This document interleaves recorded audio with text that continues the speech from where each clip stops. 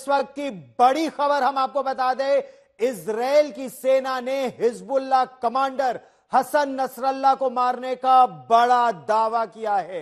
Israel ने Hassan Nasrallah को मारने के लिए ऑपरेशन न्यू ऑर्डर चलाया था और बेरूत, लेबनान की राजधानी बेरूत के रिहायशी इलाके में जमीन के अंदर कई फीट नीचे बने बंकर को 80 टन बमों से उड़ा दिया। इजराइल ने दावा यह किया कि हिजबुल्लाह के सेंट्रल कमांड हेडक्वार्टर्स यानी हिजबुल्लाह का जो मेन मुख्यालय है उसी में हसन नसरल्लाह भी था और इमारतों के नीचे तहखाने में हिजबुल्लाह का हेडक्वार्टर था।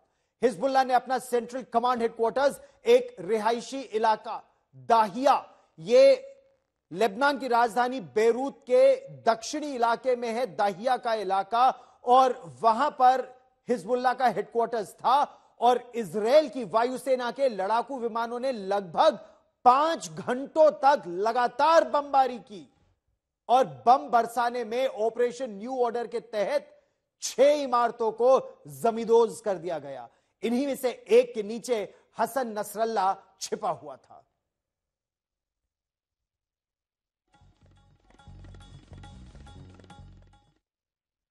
यह बहुत बड़ा दावा है इजराइल का कि हसन नसरल्लाह जो हिजबुल्लाह का मेन कमांडर है वो मारा गया, और इसके मायने केवल वो मेन कमांडर नहीं, कई और नेता भी मारे गए हैं। लेकिन पिछले 10 दिनों के बड़े एयर ऑपरेशंस में जिस तरह की कामयाबी इजराइल को मिली है, ये मोसाद के ऑपरेशंस के बारे में क्या कहता है, आपको विस्तार से पूरी खबर समझाते हैं। डिसमेंटल्ड, ये कहना है इजराइल का हिजबुल्लाह को लेकर। डिसमेंटल्ड यानी पूरी तरह से हमने उसको खोल कर रख दिया है। कैसे? सबसे ऊपर देखिए हसन नसरल्लाह। हसन नसरल्लाह है कमांडर हिजबुल्लाह का। इजराइल के मुताबिक हसन नसरल्लाह मारा गया। फिर Ibrahim Aqil operations head, Fuad Shukr सर्वोच्च कमांडर इस पूरे संगठन का। हिजबुल्लाह का जो सबसे पुराना मिलिट्री कमांडर फुआद शुक्र वो मारा गया। अली कराकी सदर्न फ्रंट का कमांडर हाल में एयर स्ट्राइक्स में मारा गया। फिर विसम अल तवील कमांडर रादवा फोर्स। रादवा फोर्स एक ऑफेंसिव फोर्स है जो नॉर्दर्न एरियाज में इजराइल के बार बार हमले करती है, उसका कमांडर तवील मारा गया। अबू हसन समीर रादवा फोर्स का ट्रेनिंग कमांडर वो मारा गया। एक जो बड़ी सफलता मिली है वो तालेब सामी अब्दुल्ला को मारने में मिली है। नासिर यूनिट का कमांडर, मोहम्मद नासिर अजीज यूनिट का कमांडर और अबू अली रिंदा बद्र यूनिट का कमांडर।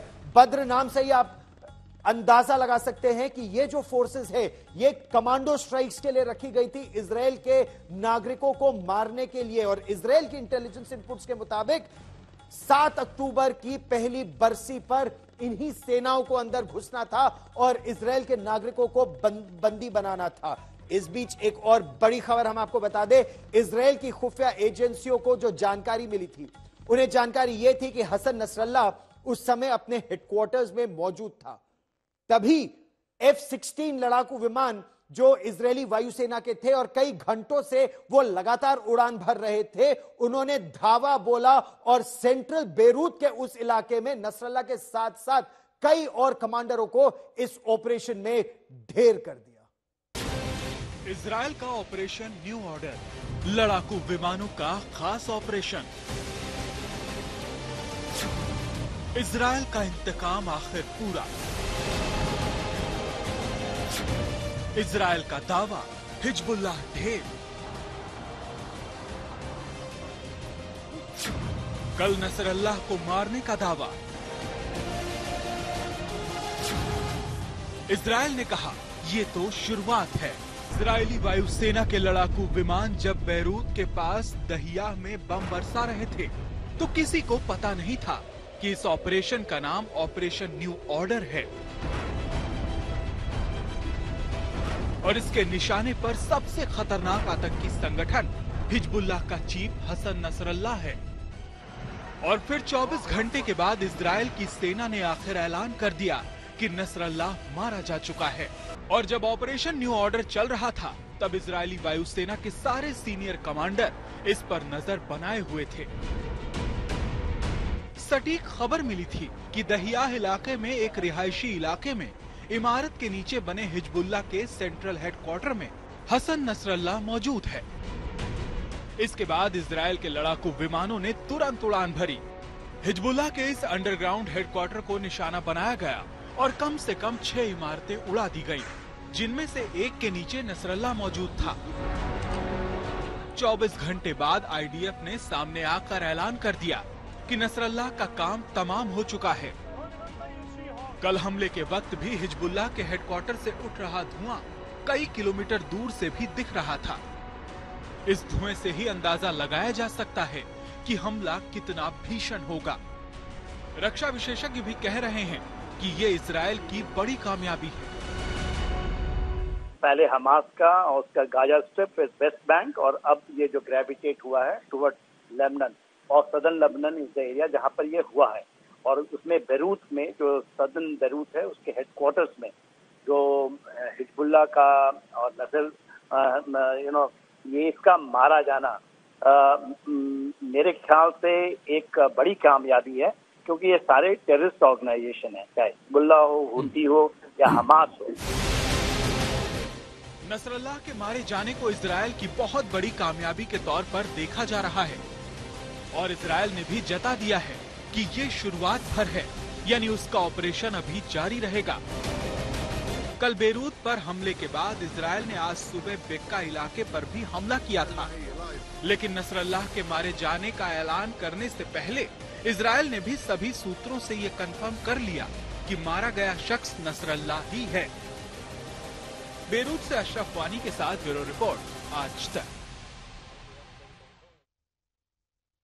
और आज तक संवाददाता अशरफ वानी ग्राउंड जीरो से हमारे साथ जुड़ रहे हैं। हमारे साथ लेफ्टिनेंट जनरल सैयद अता हसनैन बहुत पैनी निगाह रखते हैं मध्य पूर्व में। एम्बेसडर अशोक सज्जनहार और डॉक्टर वाइल अवाद वरिष्ठ विशेषज्ञ हैं, पूरे क्षेत्र को भली भांति समझते हैं, हमारे साथ जुड़ रहे हैं। लेकिन सबसे पहले अशरफ वानी, जमीनी स्थिति इस समय क्या है? क्या हिजबुल्लाह ने भी अब मान लिया कि हसन नसरल्लाह इस एयर स्ट्राइक में मारा गया? क्योंकि खबर तो कुछ इस तरह की थी कि उसके परिवार के कुछ सदस्य भी उस समय उसी सेंट्रल कमांड हेडक्वार्टर्स में थे। बिल्कुल गौरव, मैं उस वक्त बेरूत में ही मौजूद था जब ये कल शाम को, शुक्रवार शाम को ये स्ट्राइक इजराइल ने अंजाम दी और पूरे बेरूत शहर में जो है उस धमाके की आवाज इतनी तेजी से फैली कि लोग जगह जगह जहां पर भी खड़े थे वहां पर खड़े ही रह गए और जानने लगे कि आखिर क्या हुआ है। मैंने भी पता किया तो 2 मिनट में ये पता चल गया कि हिजबुल्लाह का हेडक्वार्टर जो है उस पर अब तक का सबसे भारी और बड़ा बम जो है इजरायली वायुसेना ने गिराया है। 2000 पाउंड उसका वजन बताया जा रहा था और उसका अंदाजा इसी बात से लगाया जा सकता है कि उस धमाके में 6 बहुमंजिलीय इमारतें जो हैं वो जमींदोज हो गई। कई सारी इमारतों को नुकसान पहुंची, कई सारी इमारतों के जो हिस्से हैं वो उड़ गए और अभी भी, जबकि करीब 18 घंटे से ज्यादा वक्त बीत चुका है, अभी भी मलबा हटाना वहां पर बाकी है। कई सारी मशीनरीज लगी है, लेकिन हिजबुल्लाह के लड़ाकू और हिजबुल्लाह के समर्थक चाहते नहीं है कि यहाँ पर जो है और कोई शख्स आए या और कोई आदमी आए वो उस रेस्क्यू ऑपरेशन को देखे। हमने भी सुबह कोशिश की थी वहां जाने की, क्योंकि दरअसल जिस अंदाज से पिछले 10 दिन के दौरान एक के बाद एक हिजबुल्लाह के कमांडर और अब उनका सुप्रीम कमांडर मारा गया है इजराइल के इस हमले में, उससे साफ जाहिर है कि कितना जो है खलल हिजबुल्लाह के बीच मचा होगा। तो वाहिद है उसका कारण। मैं इस वक्त टायर शहर में हूँ। कुछ देर पहले मैंने आपको टायर की तस्वीरें दिखाई। एक ऐसा खूबसूरत शहर जहाँ पर हमेशा जिंदगी रंगीन होती थी, यहाँ पर हर तरफ सन्नाटा है। अगर आपको कुछ नजर आता है तो वो हिजबुल्लाह के लड़ाकू जो मोटरसाइकिल्स पे यहाँ पर निगरानी कर रहे हैं चप्पे चप्पे की। सिविलियनों का नाम यहाँ पर डॉक्टर वाइल अवाद हमारे साथ जुड़ रहे हैं। डॉक्टर अवाद, आप तो इस पूरे क्षेत्र को बहुत भली भांति जानते हैं, आपको क्या जानकारी मिल रही है? क्योंकि इजराइल ने तो साफ तौर पर दावा किया है कि हसन नसरल्लाह मारा गया, हिजबुल्लाह की तरफ से अभी कुछ नहीं कहा गया है। आप क्या बता सकते हैं हमें? ये जो आप बिल्कुल सही बताया था गौरव, ये अभी तक कोई फिलहाल कंफर्मेशन नहीं है, ना लिबनीज गवर्नमेंट है, नो हिजबुल्लाह है, किसी को बोला भी नहीं कुछ है, क्योंकि टेलीकम्युनिकेशन जो उसके साथ है बिल्कुल बंद है। और लग रहा है मेरे को तो ऑल्सो अपने तरफ से खुद बंद कर दिया था, क्योंकि इजराइल में और सारी वेस्टर्न या अमेरिकन आवाक्स में वहां पर ये सर्वेलेंस कर रहे, तो कोई ना कोई कम्युनिकेशन बन रहा था, then they will attack again. इसलिए अभी तक फिलहाल में कोई कंफर्मेशन है नहीं बेरूत के अंदर, कोई कॉन्फर्मेशन नहीं है। लेकिन जनरल हसनैन, आप इस पूरे क्षेत्र पर पैनी निगाह रखते हैं। हसन नसरल्ला अगर मारा गया और एक पूरी टॉप लीडरशिप, 12 टॉप कमांडर्स अगर मारे गए, पेजर अटैक में टैक्टिकल लेवल लीडरशिप मारी गई, 10 दिनों के अटैक्स में आर्टिलरी और जितना भी मिसाइल फोर्सेस, रॉकेट फोर्सेस तबाह हुई हैं, यह कितना बड़ा सेटबैक है हिजबुल्लाह के लिए एज अ फाइटिंग मिलिशिया? क्या अभी भी एक शक्तिशाली संगठन है हिजबुल्लाह? देखिए गौरव, एज अ मिलिट्री कमेंटेटर मैं ये कह सकता हूं आपको कि कोई भी प्रोफेशनल फोर्स, और आईडीएफ जो है, इजरायली डिफेंस फोर्सेस, बहुत प्रोफेशनल फोर्सेस हैं, कोई भी प्रोफेशनल फोर्स जो है वो डैमेज असेसमेंट करने में माहिर होती है। और जिस बारीकी के साथ इजराइल ने, आईडीएफ ने सर्वेलेंस की है, इंटेलिजेंस पाई है और उसके बाद एक प्रिसिशन स्ट्राइक की है, उससे मुझे तो लग रहा है कि ये कामयाबी शायद उसके हाथ डेफिनेटली पड़ गई है। और जिस तरह से अंदर से कोई खबर नहीं आ रही है और बाकी एक तरीके का कम्युनिकेशन साइलेंस हुआ है, इससे और भी ज्यादा यकीन ये हो रहा है कि शायद ये कामयाबी इजराइल के हाथ डेफिनेटली आई है। अगर ये बात है, और जैसे आप सही कहते हैं, बिल्कुल तकरीबन 11 से 12 अगर इस तरह से फील्ड कमांडर जो है वो मारे गए हैं जी, और काफी हद तक माली नुकसान जो है वो हिजबुल्लाह पर पहुंचा है, तो डेफिनेटली एक टेम्पररी सेटबैक डेफिनेटली हुआ है। मैं इसलिए ये वर्ड टेम्पररी खास तौर पे इस्तेमाल कर रहा हूं क्योंकि इस तरह की लड़ाई में, और ये हाइब्रिड लड़ाई है, इस तरीके की लड़ाई में कोई जमीन को नहीं देखता कि जमीन को पकड़ा है या ऐसी कोई कामयाबी मिली है। इस तरीके के लड़ाई में कामयाबी इसी तरह से मिलती है कि आपने लीडरशिप को खत्म कर दिया या काबिलियत जो है, कैपेबिलिटी है, उसको नुकसान बहुत ज्यादा पहुंचाया है।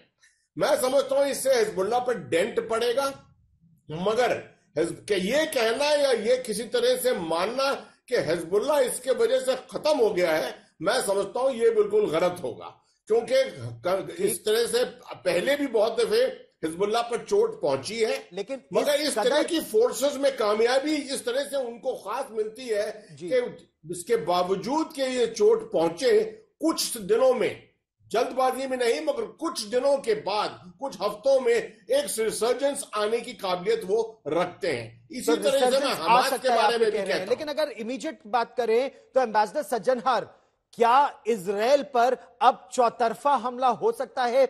हिजबुल्लाह के पास अभी भी, जैसा अशरफ बता रहे थे, उनके पास मिसाइलें, रॉकेट्स, कुछ फाइटिंग फोर्स अभी बरकरार है। हूथी विद्रोहियों के पास लंबी दूरी तक मार करने वाली मिसाइलें हैं। ईरान और सीरिया दोनों में शिया मिलिशिया ऑर्गेनाइजेशन है। ईरान की क्या भूमिका रहेगी आपकी दृष्टि में? देखिए, बहुत शुक्रिया गौरव। मैं दो कमेंट्स करना चाहूंगा before I come to your question. एक तो मेरे विचार से जो ये इजराइल को सफलता यकीनन मिली है, और मैं इसलिए कह रहा हूं क्योंकि ईरान के जो लीडर हैं, सुप्रीम लीडर हैं खामेनी ने जो कहा है, वो ये नहीं कहते अगर ये वाला हमला बिल्कुल सफल नहीं होता इजराइल का। और मैं समझता हूं इजराइल भी बहुत रिस्पॉन्सिबिलिटी से, उन्होंने इसकी बड़ी अच्छी तरीके से तहकीकात की होगी, जांच पड़ताल की होगी, उसके बाद ही अनाउंस किया होगा। बिकॉज आई थिंक कोई भी ऐसा प्रोफेशनल फोर्स ये नहीं चाहता जो वो कोई डिक्लेरेशन करे और फिर बाद में पता चले जो वो डिक्लेरेशन ठीक नहीं था, क्योंकि उससे उसकी क्रेडिबिलिटी और विश्वसनीयता पर बहुत बड़ा असर पड़ता है। दूसरी बात मैं ये कहूंगा, जो मेरे विचार से ऐसी अगर टॉप लीडरशिप को खत्म कर दिया गया है तो एक डीमोरलाइजेशन आ जाता है जो भी फाइटिंग फोर्स में है। And I think for a long term, I will not say, I have great respect for what General Atta Hasnain thinks, his views, पर मैं समझता हूं इतना डिमोरलाइजेशन हो जाता है जो काफी लंबे अरसे तक वो अपना फिर वही वाला जो वर्चस्व है, वो जो उनका इतना फोर्स है, वो मेरे ख्याल से नहीं कर पाएंगे। आपके प्रश्न का उत्तर देते हुए देखिए, ईरान ने सभी पैतरे जो हैं वो उन्होंने आजमा लिए हैं। पहले भी उन्होंने कहा था जब इस्माइल हानिये को मार दिया गया था वहां Correct. पर तेहरान में ही जब उनके प्रेसिडेंट का की ताजपोशी हो रही थी, तब उन्होंने कहा था बहुत इसका हम बदला लेंगे, बुरा हमला करेंगे। तो क्या कर पाए वो? हिजबुल्लाह का ही थोड़ा एक्टिवेट कर पाए। अब भी मैं यही समझता हूं, ईरान डायरेक्टली किसी कॉन्फ्रंटेशन में, किसी कॉन्फ्लिक्ट में नहीं आने वाला है, क्योंकि उसके बहुत उसके पास इतनी पॉसिबिलिटीज नहीं है, इतनी दूर है यहाँ ये आप बड़ी बात कह रहे हैं कि ईरान डायरेक्टली इन्वॉल्व नहीं होगा। ईरान अपने प्रॉक्सीज का, ये जो रिंग ऑफ फायर है इजरायल के चारों ओर, उसी का इस्तेमाल करेगा। डॉक्टर अवाद के पास आएंगे, लेकिन उससे पहले मैं अशरफ वानी के पास एक बार फिर दक्षिणी लेबनान में चलना चाहूंगा। अशरफ, किस तरह की ताकत, क्योंकि आप ग्राउंड जीरो पर हैं, जिस तरह के लगातार हमले हो रहे हैं पिछले 10-12 दिनों से हिजबुल्लाह के ऊपर, अगर आप लीडरशिप देखें तो सबसे पहले हसन नसरल्लाह नंबर 1 इजरायल कह रहा है मारा गया। Ibrahim Mohammed Qubaisi head of missile and rocket unit मारा गया। Ibrahim Aqil head of operations मारा गया। फवाद शुक्र हाईएस्ट रैंकिंग मिलिट्री कमांडर मारा गया। अली कराकी कमांडर सदर्न एरियाज जहां है मारा गया। तो क्या हिजबुल्लाह के मनोबल पर और मिसाइलों को फायर करने, क्योंकि इजरायल का यह भी दावा है कि ज्यादातर लंबी दूरी की मिसाइलें हमने ध्वस्त कर दी हैं, लॉन्चर ज्यादातर ध्वस्त कर दिए हैं, तो क्या अब हिजबुल्लाह वो पोटेंट फाइटिंग फोर्स, वो शक्तिशाली मिलिट्री फोर्स नहीं रह गया है? गौरव, उसको समझना बहुत जरूरी होगा कि अगर हम क्लेम्स और हिजबुल्लाह की क्लेम्स की बात करें पिछले 10 दिन के दौरान, जिस अंदाज से उन्होंने न सिर्फ छोटे रॉकेट बल्कि मीडियम रेंज के मिसाइल भी जो हैं वो भी इजराइल के कई शहरों तक दागे। भले ही वहां पर इजराइल ने उनको नष्ट किया हो, लेकिन कहीं ना कहीं ये संदेश देने की बात थी इजराइल को कि हमारे पास और भी पैंतरे और भी हथियार हैं जिससे इजराइल का मुकाबला किया जा सकता है। एक बात तो माननी पड़ेगी, भले ही नेतन्याहू और इजरायली डिफेंस फोर्सेस ये दावा करें हमने हिजबुल्लाह की कमर तोड़ दी थी, तो कहीं ना कहीं हमें ये भी देखना होगा कि हमास को लेकर जो गाजा में हुआ 90% शहर जमींदोज किया गया, सब लोगों को मारा गया, डिस्प्लेस्ड पीपल को मारा गया, करीब 40,000 लोग मारे गए, लेकिन तब भी ना ही नेतन्याहू ना ही सेना तो इजराइल की है वो बंदियों को जिंदा वापस ला पाई है। अभी भी हमास के, जबकि सभी लीडरशिप उनकी भी साफ कर दी है इजराइल ने, अभी भी उनके कब्जे में जो है 80 से ज्यादा जो है बंधक पड़े हैं। तो हिजबुल्लाह तो उससे कई गुना ज्यादा ताकतवर भी है, हथियारों के लिहाज से भी और मेंबरशिप या हम कहें कि जो नफरी के लिहाज से भी बहुत बड़ा फोर्स है। मैं जहां पर खड़ा हूं, जैसे आप कह रहे हैं टायर शहर जो है, यहाँ पर अगर मुझे कुछ भी मूवमेंट दिख रही है वो सिर्फ हिजबुल्लाह के लड़ाकों की। वो एक डिसिप्लिन्ड फोर्स है, भले ही वो आर्मी यूनिफॉर्म ना पहनते हों, लेकिन उनकी ट्रेनिंग, उनकी स्ट्रेटजी, उनकी प्लानिंग, उनकी स्ट्रेटजिक्स या फिर जो भी चीजें होती हैं वो किसी आर्मी से कम दिखती नहीं है। अशरफ, आप बिल्कुल सही कह रहे हैं, हिजबुल्लाह एक डिसिप्लिन मिलिशिया है। इस बड़ी खबर पर हम नजर रखेंगे। एक छोटे से ब्रेक के लिए हमें रुकना पड़ रहा है, लेकिन ब्रेक पर जाने से पहले मैं आपको यह भी बता दूं कि इजरायल के प्रधानमंत्री बेंजामिन नेतन्याहू ने कल ही संयुक्त राष्ट्र में कहा था कि वो अपने 165 बंदियों को हमास के कब्जे से छुड़ाकर वापस लाने में सफल हुए, लेकिन अभी भी कई बंदी हमास के कब्जे में है और ये जंग हमास के खिलाफ भी जारी रहेगी और हिजबुल्लाह के खिलाफ भी।